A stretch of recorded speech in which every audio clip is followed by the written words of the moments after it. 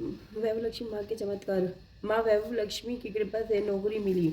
माँ बाप एकमात्र सहारा था राम, जिसे पढ़ने के लिए पिता ने अपनी सारी पूंजी लगा दी। माँ एक दिन गिनती रही कि कब उसका लड़का पढ़ाई पूरी करेगा, कब उसकी नौकरी लगेगी। उसकी नौकरी लगने पर ही तो उन्हें सुख मिलेगा। परंतु भाग्य की यह कैसी विडम्बना थी कि बीए की परीक्षा प्रथम श्रेणी में पास करने के बाद भी राम को कहीं नौकरी नहीं मिल रही थी। वह बेचारा हर रोज़ यही सोचकर घर से निकलता कि आज मुझे नौकरी जरूर मिल जाएगी, परंतु शाम को वह निराश होकर घर लौटता। राम अपने माँ बाप के दुख को समझता था। उसे पता था कि घर का खर्चा चलाने के लिए धन की जरूरत है। यह धन तो तभी मिलेगा जब उसे नौकरी मिल जाएगी। यही सोचकर वह नवे उत्साह से हर सुबह निकलता और शाम तक धक्के खाता, मगर नौकरी कहीं नहीं मिलती। एक दिन दुखी हो राम विष्णु भगवान के मंदिर की सीढ़ी पर बैठा था। उसने देखा वहाँ बहुत से लोग आ जा रहे हैं, कोई प्रसाद चढ़ा रहा है, कोई नगद दान दे रहा है। वह अपनी जेब की ओर देखने लगा और बोला, हे प्रभु, हे भगवान विष्णु, मैंने और मेरे माँ बाप ने कौन से पाप किए हैं कि किए जो वह मुझे तुम्हारे प्रसाद के लिए पैसे नहीं दे सकते।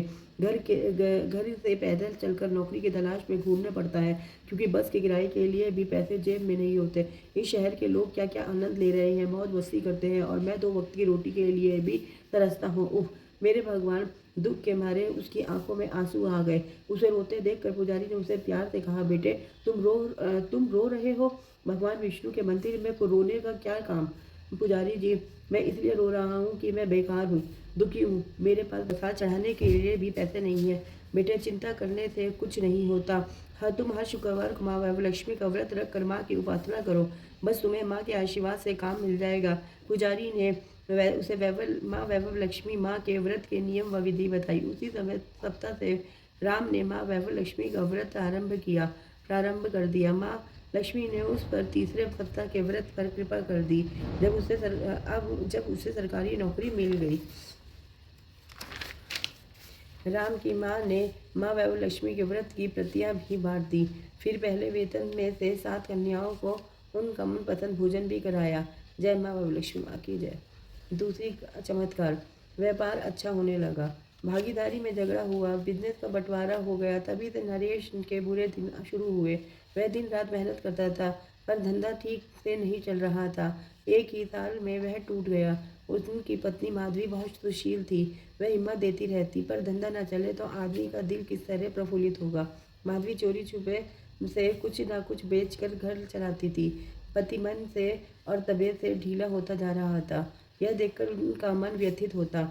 एक बार उसकी मौसी उससे मिलने आई। माधवी की मौसी के साथ अच्छी पड़ती थी। उसने मौसी को सब कुछ बता दिया और रो पड़ी। मौसी ने कहा, तुम माँ वैभव लक्ष्मी व्रत की मन्नत मान ले और 11 या 21 शुक्रवार व्रत कर। अभी मेरे साथ बाजार चल और व्रत की पुस्तक खरीद ले। माँ धनलक्ष्मी तेरे सब दुख दूर करेंगी। तुरंत तैयार होकर माधवी मौसी के साथ बाजार गई और शास्त्रीय विधि वाली श्री यंत्र माता जी के 8 तवरू वाली पुस्तक खरीद ली। दूसरे दिन शुक्रवार था। माधवी विधिवत 21 माँ वैभव लक्ष्मी व्रत की मन्नत मानकर व्रत करने लगी। दूसरे शुक्रवार को नरेश शाम को आया। तब उसके चेहरे पर खुशी फूट रही थी। उसने कहा, माधवी, आज तो चमत्कार हो गया। एक बहुत बड़ी कंपनी को हमारे पार्ट्स की क्वालिटी और डिज़ाइन जच गई। उसने हमें बहुत बड़ा ऑर्डर दिया है। लगता है हमारा नसीब बदल रहा है।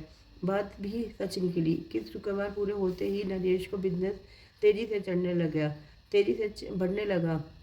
पूरे भाव से माधवी ने व्रत की अध्यापन विधि की और माँ वैभव लक्ष्मी व्रत की खरीदी हुई पुस्तक तिजोरी में रख दी।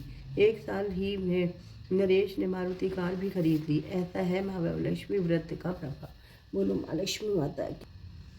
तीसरा चमत्कार। पुराने रोग से मुक्ति मिली। दिनेश बाबू शहर के पुराने रईस लोगों में से थे। बाप दादा की संपत्ति इतनी अधिक थी कि उन्हें कोई काम करने की जरूरत ही नहीं थी। मकानों दुकानों के किराए ही इतने आते थे कि उन्होंने कभी भी नहीं सोचा था कि तंगी किसे कहते हैं, दुख किसे कहते हैं। सुख के झूलने वाले दुख का अर्थ भी नहीं जानते। परंतु सदा एक जैसे दिन नहीं रहते। समय बदलते देर नहीं लगती। सुख दुख में बदल जाए और तो इंसान भी कष्ट भोगने लगता है। यही हाल दिनेश बाबू का था जब उन्हें पहली बार दिल का दौरा पड़ा था। उनके जीवन की यह पहली ठोकर थी, जिसके कारण वह चिंतित हुआ। डॉक्टरों को बुलाया। इनका इलाज घर पर ही होने लगा, लेकिन एक रोग के साथ कई रोग होने लग गए। खांसी, बुखार, जोड़ों का दर्द। डॉक्टर अपनी अपनी समझ से इलाज करने लगे, मगर मर्ज बढ़ता गया। कोई भी दवाई उन पर असर नहीं कर रही थी। घर वाले चिंतित हो गए। ऐसे में करे भी तो क्या करें। हमारे देश में सबसे सस्ती चीज़ सलाह है, जो फ्री में हर एक से मिल जाती है। जितने भी लोग घर में आते सब अपनी अपनी हाँक कर चले जाते। कोई कह रहा था कि इन पर शनि ग्रह है, कोई कहने लगा कि इन पर किसी भूत की छाया पड़ गई है। तांत्रिकों ज्योतिषों को बुलाया गया तो परिणाम वही निकला जो पहले था। घर का सारा वातावरण उदासी में डूब गया। विशेष रूप से उनकी पत्नी संगीता तो हर समय उदास रहने लगी। एक दिन संगीता की माँ उनके घर पर दिनेश बाबू के स्वास्थ्य का पता करने आई तो उसने घर का सारा वातावरण उदासी में डूबा देखकर अपनी बेटी से कहा, देखो बेटी, जहाँ पर तकदीर काम नहीं करती वहाँ तदवीर काम करती है। तुम लोग दवाइयाँ दे देकर हार गए हो, कुछ भी तो नहीं हुआ। जब दवाइयों का असर ना हो तो दुआओं से काम लेना पड़ता है। बेटी, तुम यदि 11 शुक्रवार माँ वैभव लक्ष्मी के व्रत विधि पूर्वक रखो तो माँ वैभव लक्ष्मी कृपा से तुम्हारा सुहाग फिर से पहले की ही बात नजर आने लगेगा। यह कहते हुए संगीता की माँ ने अपने पास में से माँ वैभव लक्ष्मी व्रत की कथा की पुस्तक निकाल कर संगीता को दे दी। संगीता ने शुक्रवार से माँ वैभव लक्ष्मी व्रत विधि पूर्वक करना आरंभ कर दिया। माँ लक्ष्मी की उपासना वह सुबह शाम करती रही। दिनेश बाबू धीरे धीरे ठीक होने लगे। 11वें व्रत तक दिनेश बाबू का स्वास्थ्य पहले से भी अच्छा हो गया। व्रत पूर्ण होने पर दिनेश और संगीता ने मिलकर एक यज्ञ किया और बाद में 7 कन्याओं को सबसे पहले खाना खिलाया। माँ वैभव लक्ष्मी की प्रतियां उन माँ वैभव लक्ष्मी व्रत की प्रतियां उन दुखियों को बांटी गई जो सुख शांति की खोज में भटक रहे थे। जय माँ वैभव लक्ष्मी माँ की जय हो।